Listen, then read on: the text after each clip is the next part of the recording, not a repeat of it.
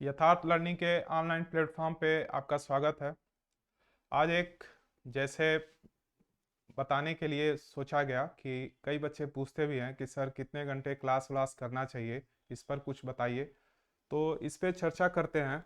देखिए, हर कंपटीशन में जितने भी बच्चे हैं उसको अलग अलग तरह के फोकस करने पड़ते हैं। जैसे कई तरह के बच्चे होते हैं, जैसे सीधे बात पे आते हैं।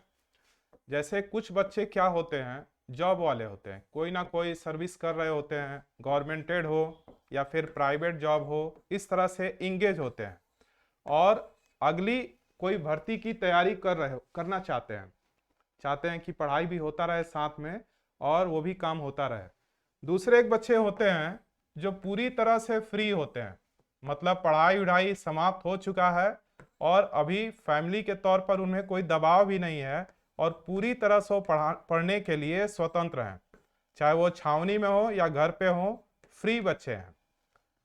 तीसरे वो बच्चे हैं जो बहुत ज्यादा दबाव में हैं। बहुत ज्यादा दबाव का मतलब, दबाव दो तरह का होता है। या तो पढ़ाई का बेस ही उनका तैयार नहीं है, पूरी तरह से कमजोर हैं, उनको समझ में नहीं आता छोटा छोटा स्टेप कैसे लिया जाए। और या फिर एक उम्र के जो होता है कि अब पुराना, काफी समय से पढ़ाई तो छूट चुकी है, अब फिर से पढ़ाई कैसे वापस से ले आए, तो वो भी प्रेशर में होते हैं। इस तरह के कुछ बच्चे होते हैं। ये फ्री वाले बच्चे, ये तो स्वतंत्र हैं असली पढ़ाई करने के लिए। ये जॉब वाले बच्चे हैं, प्राइवेट जॉब कर रहे हैं, गवर्नमेंट जॉब के चक्कर में लगे हुए हैं, चाहते हैं कि दोनों काम साथ में चलता रहे और तीनों का उद्देश्य एक ही है, कहीं ना कहीं कि गवर्नमेंट जॉब मिल जाए। क्यों गवर्नमेंट जॉब, जबकि ये प्राइवेट जॉब तो कर ही रहे हैं, ताकि वो एक अस्थाई हो जाए और समाज में उन्हें वो रिस्पेक्ट मिले जो उनको मिलना चाहिए।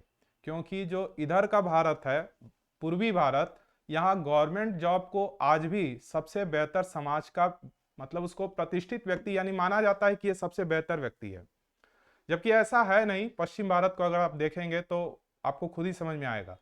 खैर, अब इन तीनों की पढ़ाई पर आज हमको फोकस करना है कि कैसे ये तीनों लोग अपनी पढ़ाई रख सकते हैं कंप्लीट। पहले इस पर काम करते हैं, जॉब वाले को।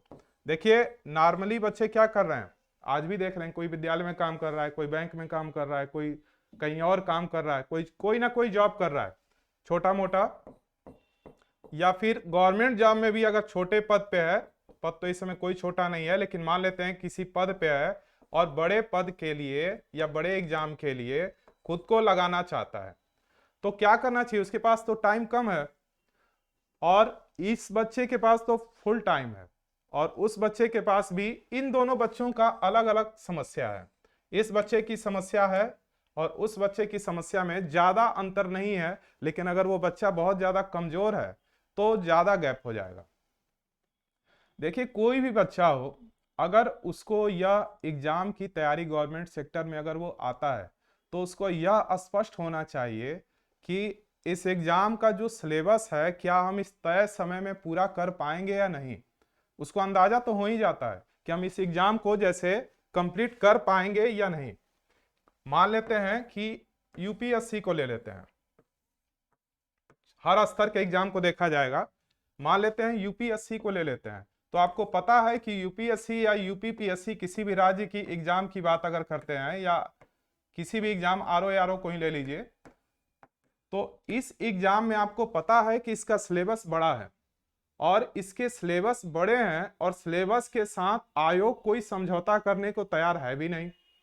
तो आपको क्या करना होगा, चाहे उस तीनों सेक्टर के कोई भी बच्चे हों, उसको इस सिलेबस को तैयार तो करना ही होगा। अब रही बात कि तैयार करने के लिए किसी के पास टाइम ज्यादा है, किसी के पास टाइम कम है, तो अगर जिसके पास टाइम कम है तो वो क्या कर सकता है कि एक लॉन्ग टर्म, इसका लॉन्ग टर्म में मतलब अगर उसके पास ज्यादा, एक चीज और है, उसके पास समस्या है, उसके पास समय भी ज्यादा नहीं है, उसको करना ये चाहिए कि टू द पॉइंट, यानी वही चीज पढ़ाई करनी चाहिए जो बिल्कुल उसके योग्य हो। लेकिन ऐसा कहना आसान है, वो छान ही नहीं पाएगा कि कौन सी चीजें हैं। अगर कोई उससे कहता भी है तो कहीं ना कहीं वो भ्रमित वाली व्यवस्था हो जाएगी। तो करना क्या चाहिए उसको, अगर वो बच्चा यूपीएससी या यूपीपीएससी ऐसे एग्जाम की तैयारी करना चाहता है और उसका बेस काफी ही कमजोर है, तो वह पहले क्या करे कि किसी छोटे एग्जाम को पहले, अगर उम्र ना हो, उम्र मतलब बहुत ही ऐसे स्टेज पे हो कि वो बैक नहीं कर पाना चाह रहा है और चाह रहा है कि इसी की तैयारी हम करना चाहते हैं, तो पहले वो क्या करे कि अपने जो इसका सिलेबस है उसको पूरी तरह से अपने पास समय ले ले, 6 महीने का, साल भर का, या फिर 3 महीने का ही, जैसा उसके पास व्यवस्था हो, उसमें पहले वो सिलेबस के साथ काफी अपने आप को टाइम दे। जब तक वो टाइम नहीं देगा, टाइम देने का मतलब क्या है, पुराने सेट पेपर को देखे और उससे एक आइडिया पता लगाए, उस पर पूरी तरह से रमे, सादा कॉपी ले करके और देखे कि अच्छा इस तरह के प्रश्न है, यानी कि अगर ये पंचायत पूछा है या फिर ये जीव विज्ञान का कोई क्वेश्चन है या फिजिक्स का कोई क्वेश्चन दिया है, तो इसके बैकग्राउंड किस किन लेसन से लिंक करते हैं, ये तो बहुत लेंदी हो जा रहा है। तो उसके सिलेबस पर काम करने के लिए उसको धीरे धीरे क्या करना चाहिए, सिलेबस को मजबूत बनाना ही होगा। ओवरऑल अगर कहा जाए कि अगर वो प्राइवेट सेक्टर बच्चा अगर ऐसे चीजों में लगा है जिसमें उसका बेस काफी कमजोर रहा है और उम्र भी ज्यादा नहीं है, तो मेरी राय में उसे किसी अन्य एग्जाम को थोड़ा फोकस करना चाहिए। अगर उसके बाद भी वो इच्छुक है तो कम से कम उसे 3 या 4 महीना 100% देना चाहिए, उसको अंदाजने के लिए कि क्या हम इसको कर पाएंगे या नहीं कर पाएंगे, और 3-4 महीने उसको पूरी तरह केवल सिलेबस की चीजों को ही पढ़ना चाहिए। पहला सिलेबस ये दिया है, उसी पर हम पढ़ाई करें। दूसरे अगर एग्जाम की बात कर दें, ये थोड़ा लेंदी एग्जाम है, इसके लिए आप टाइम नहीं देंगे तो आयोग कोई खिलवाड़ी नहीं करेगा, बाहर कर देगा आपको। आप अपनी इच्छा के लिए प्री में बैठ जाएंगे, प्री में भी पास होना मुश्किल हो जाएगा, झूठ मूठ का समय बर्बाद होगा। इसलिए अपने आप को 3 से 4 महीना 100% दीजिए। दूसरा है, मान लीजिए वनडे एग्जाम। और एक चीज और है इसमें, जो बच्चा फ्री वाला था उसके लिए तो बहुत अच्छा है। असली अगर यूपीएससी की तैयारी अगर आप कर रहे हैं या यूपीपीएससी की एग्जाम की तैयारी कर रहे हैं, तो रियल में इसकी अगर सही टाइम कहा जाए तो ग्रेजुएशन से ही शुरू हो जाता है। कोई मार्गदर्शक अगर सही समय पर मिल जाए तो बीए फर्स्ट ईयर से ही इसकी तैयारी में लग जाना सबसे अच्छा ऑप्शन है। अगर बच्चा बीए फर्स्ट ईयर में है तो अपने, अब तो सब्जेक्ट वाली भी बात स्टेट गवर्नमेंट पे खत्म ही हो गई है, प्रदेश आ गया, यूपी स्पेशल आ गया, लेकिन यूपीएससी में तो अभी है। तो आप वहीं से अपने बैकग्राउंड को शुरू कर दें तो सबसे बेहतर चीज होता है। बाद में चीजें, हर चीज लिमिट, क्योंकि एक उम्र के बाद, एक समय के बाद, उम्र के बाद नहीं, एक समय के बाद आपके पास चीजें, हर चीज अभाव होना शुरू हो जाएगा, और एक समय के बाद तो आपके पास टाइम ही नहीं रहेगा कि आप सिलेक्ट भी कर पाए। वनडे एग्जाम में देखिए, वनडे एग्जाम में ऐसे बच्चों के लिए बहुत अच्छा ऑप्शन है। कौन से बच्चे, कमजोर वाले भी, जो जॉब कर रहे हैं उनके लिए भी, और जो फ्री हैं उनके लिए तो दोनों फिट है, ये भी बढ़िया है। तो इसके लिए वो क्या करें कि आप सीधी सीधी इस बात कि आप रात का समय निर्धारित करें। दिन में आप कोई भी जॉब करते हो, रात का स्पेशली टाइम निकालिए, 2 से 3 घंटा शुरू में आदत डालिए, धीरे धीरे उस समय को बढ़ाइए, और डेली जो पेपर आते हैं, पेपर को कम से कम अध्ययन करिए आप। चाहे वो छोटा एग्जाम हो या बड़ा एग्जाम हो, क्लास 1 का हो या 4 का हो, किसी भी एग्जाम के लिए आप क्या करें, पहले पेपर को, जो भी आपके यहाँ पेपर आता हो, ये नहीं कि द हिंदू ही पढ़ना सब जरूरी है, हर आदमी द हिंदू ही नहीं पढ़ रहा है। आपको क्या करना, कोई भी पेपर हो, उसके जो मुख्य न्यूज हैं उसको आप अंडरलाइन करके नोट बनाना शुरू करिए, कॉपी। ये नहीं कि किसी कोचिंग पर निर्भर हो गए और उसी का करंट लगातार देख रहे हैं। अच्छा है, गलत नहीं है, लेकिन वो लिमिटेशन में है, एक लिमिट तक है, हो सके उससे बहुत सी चीजें छूट जाएं। और आपको क्या करना होगा कि सारे करंट पर खुद फोकस करना होगा कि कौन सी चीजें हो रही हैं, कौन कहाँ गया है, कौन से पुरस्कार है, उस पर खुद फोकस करना होगा, चाहे कोई भी एग्जाम हो। तो आपको क्या करना होगा, पेपर पे नोट्स खुद बनाने होंगे। कोई भी पेपर लीजिए, चाहे दैनिक लीजिए, चाहे अमर उजाला, कोई भी पेपर लीजिए। उसके बाद क्या कीजिए कि रात को 9 से 2 कह रहे हैं कि असली पढ़ाई का टाइम है।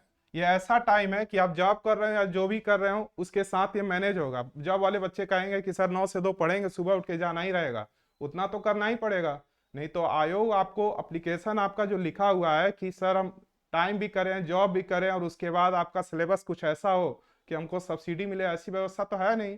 इतना मैनेज करना पड़ेगा, इतने से भी हो जाएगा। आप 9 से 2 का काम भी कर लें तो आपका व्यवस्था हो जाएगा। तो क्या करें, पहला काम, पेपर का नोट्स बनाएं, जरूर बनाएं। 1 ही 1.5 घंटा लगता है, 2 घंटा लगता है, ये नहीं कि पढ़ करके काम चला लें, नोट्स बनाना ही रहता है। तो ही ज्यादा अच्छा होगा, नहीं तो कोई दूसरा नोट्स बना रहेगा वो सिलेक्ट हो जाएगा। दूसरा काम क्या करना होगा, एक एक सब्जेक्ट को पकड़िए। अगर वनडे एग्जाम है तो आपको पता है कि मैथ, रीजनिंग और हिंदी बोनस सब्जेक्ट होते हैं। बोनस सब्जेक्ट का मतलब है अगर इसके पीछे हाथ धोकर केवल इसको प्रैक्टिस चाहिए, इन तीनों विषयों को केवल प्रैक्टिस चाहिए। 1 घंटा दीजिए हिंदी को, 1 ही घंटा मैथ को और 1 ही घंटा रीजनिंग को, अगर आप डेली देते हैं तो आपका सही हो जाएगा। कुछ ही दिन में रिस्पांस दिखने लगेगा कि हाँ आउटपुट अच्छा मिल रहा है। जीएस के साथ ऐसा नहीं है, वो 1 घंटे में और उलझा देगा आपको। तो क्या करेंगे कि सुबह अगर मौका मिले, सुबह से जॉब कर रहे हो या घर पे बैठे हो, तो जितने बोनस सब्जेक्ट हैं उसको घर पर दिन में ही निकाल लीजिए। 9 से 2 असली काम केवल जीएस पर होना चाहिए, और जीएस पर एक टॉपिक रोज रखिए। जैसे अगर चाहे किसी भी एग्जाम में हो, जैसे अगर आप उदाहरण के तौर पे आज हमको पंचायत पढ़ना है,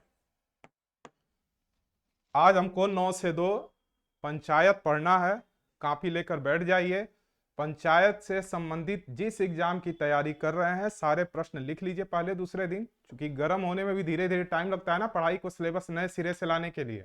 और उसके बाद धीरे धीरे उसमें और मजबूती लाइए। एक ही दिन में कोशिश कीजिए, वनडे एग्जाम के लिए चाहे जिसके लिए, पहले लिखते जाइए कि कौन से प्रश्न आ सकते हैं, इसका रेंज क्या है पंचायत, तो उसको लिख लिए, उसको पढ़े, और दिन भर अगले दिन जब ऑफिस जाए या जॉब करें या जो भी काम कर रहे हैं तो उस पर मन ही मन मंथन करते रहिए। मौका मिले तो यूट्यूब पे कोई चैनल देख लीजिए पंचायत से संबंधित, या कोई भी किसी जो अच्छे चैनल हो उसको देख लीजिए।